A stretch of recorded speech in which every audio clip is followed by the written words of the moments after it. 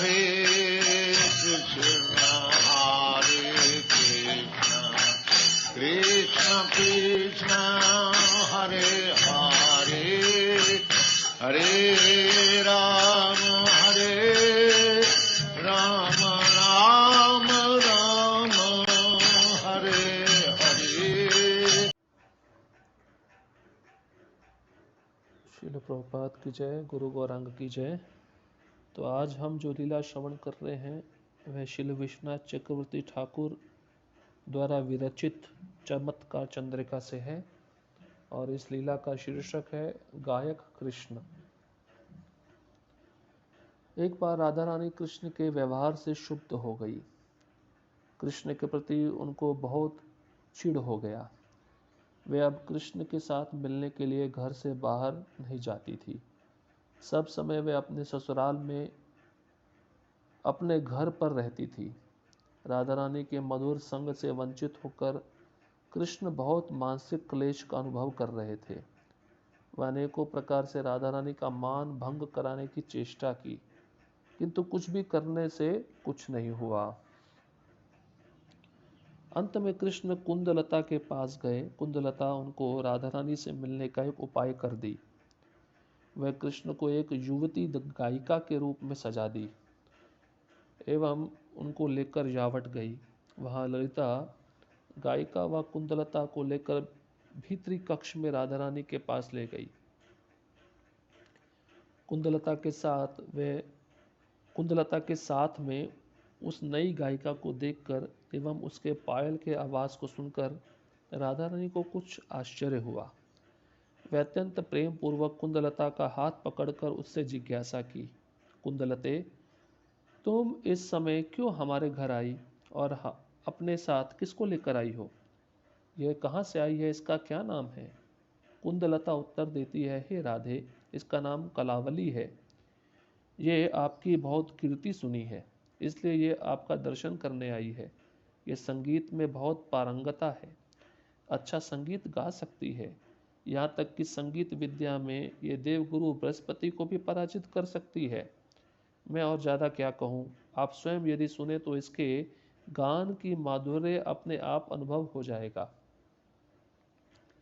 राधा रानी पूछती है, हे युवती, ये युवती कहाँ से इतना सुंदर गीत गाना सीखी है? कुंदलता उत्तर देती है, ये देवगुरु बृहस्पति के पास से संगीत कला सीखी है। राधा रानी पुनः पूछती है, ये देवगुरु बृहस्पति का संग कहाँ पाई? कुंदलता उत्तर देती है, एक बार मथुरा में बृहस्पति जी ब्राह्मणों द्वारा आमंत्रित हुए थे। वे उस परम पवित्र स्थान में 1 महीना रुके। उसी समय बृहस्पति जी स्त्री के स्वर में एक गीत गाए। कलावती उस गीत को सुनी और दूसरे दिन बृहस्पति जी उसको उसी स्वर में पूरे गीत को गाते हुए सुने। वे उस समय एक मथुरा के ब्राह्मण से बोले, ये तरुणी तो इस दिव्य संगीत को मात्र एक बार सुनकर इतने सुंदर ढंग से सीख गई।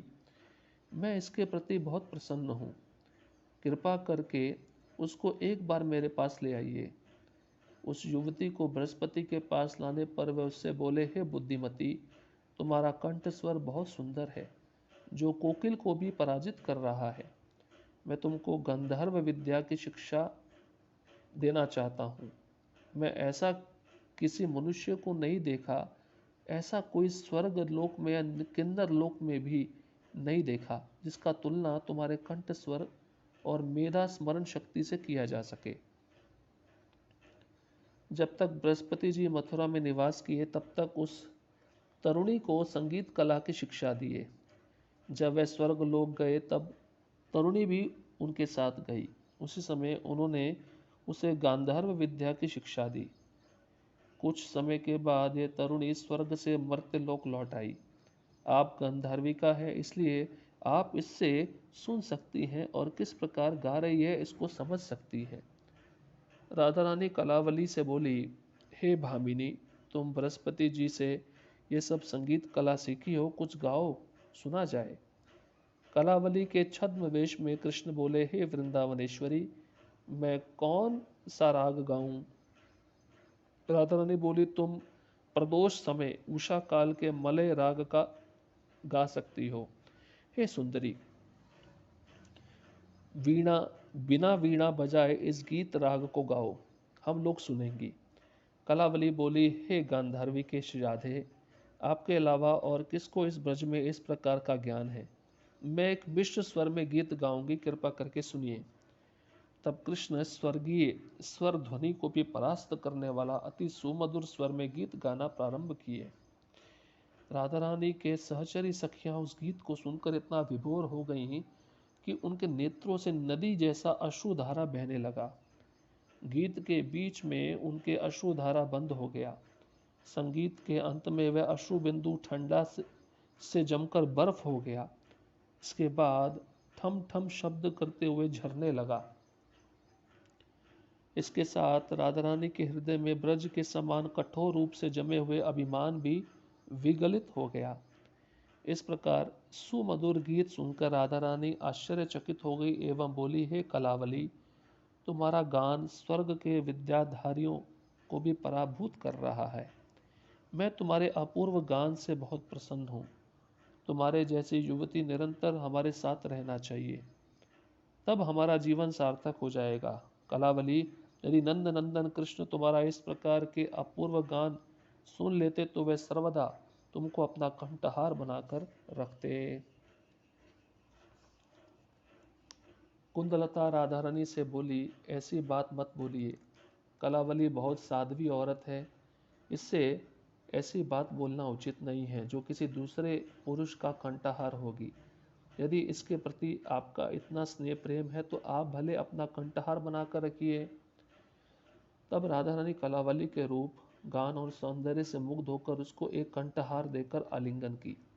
हठात ललिता श्रीमती राधा रानी के कान में धीरे से बोली, हे राधे, जिसको तुम इस समय आलिंगन कर रही हो ये कोई दूसरा नहीं है, वंचक श्री कृष्ण ही है। तुमको छलने के लिए एक युवती का वेश धारण करके आए हैं। राधा रानी बहुत दक्षता पूर्वक उनके आवाज को दबाते हुए सबको सुनाकर जोर से बोली, प्रिय सखी ललिता, तुम बहुत सुंदर विचार पूर्वक सलाह दी हो। इस प्रिय युवती को अपने कृतज्ञता ज्ञापनार्थ एक नूपुर उपहार देना उचित होगा। इसके अलावा इसके पूरे शरीर के लिए सब इसको वस्त्र, रेशमी साड़ी एवं रत्न भरणादि देना हम लोगों का कर्तव्य है। इसके बाद राधा ने रूप मंजरी से बोली, सबसे सुंदर वस्त्र आभूषण आदि लेकर आओ और हमारे सामने सब कुछ पहनाओ। इसका पुरानी कंचुकी चोली खोलकर नया कंचुकी पहना दो। ये बात सुनकर कुंदलता बोली, राधे, कृपा करके इसके कपड़ा यहाँ मत उतरवाओ। ये इसको अस्वाभाविक जानकर संकोच करेगी। ये यहाँ पहल आई है। ऐसा करने पर यह बहुत परतंत्र महसूस करेगी।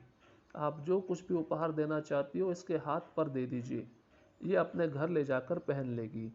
युवती की ओर देखकर राधा रानी बोली, है कलावली, जहाँ केवल स्त्रियां हो वहाँ कोई भी स्त्री कपड़ा बदलने में संकोच या अस्वतंत्र महसूस नहीं करती है। अतः भी वस्त्र बदलने में तुम इतनी लज्जा क्यों कर रही हो? कलावली बोली, है राधे, मैं आपके द्वारा कोई वस्त्र या आभूषण ग्रहण नहीं करूंगी। यदि मेरे प्रति सचमुच आपका प्रेम हो तो मुझको अपना वैवहत वस्त्र दे दीजिए। ऐसे उपहार को पाकर मैं बहुत कृतार्थ अनुभव करूंगी। मैं अन्य किसी संपत्ति के लिए लुब्ध नहीं हूँ। राधा रानी उत्तर दी, तुम हमारे द्वारा उपहार क्यों नहीं लेना चाहती हो? कृपा कर मेरे दिए हुए ये सब वस्त्र आभूषण आदि ग्रहण करो। यदि तुम स्वेच्छा से ग्रहण नहीं करोगी तो जबरदस्ती मैं तुमको वस्त्र व अलंकार पहनाऊंगी। तुम यहाँ अकेली हो एवं हम लोग यहाँ अनेकों हैं।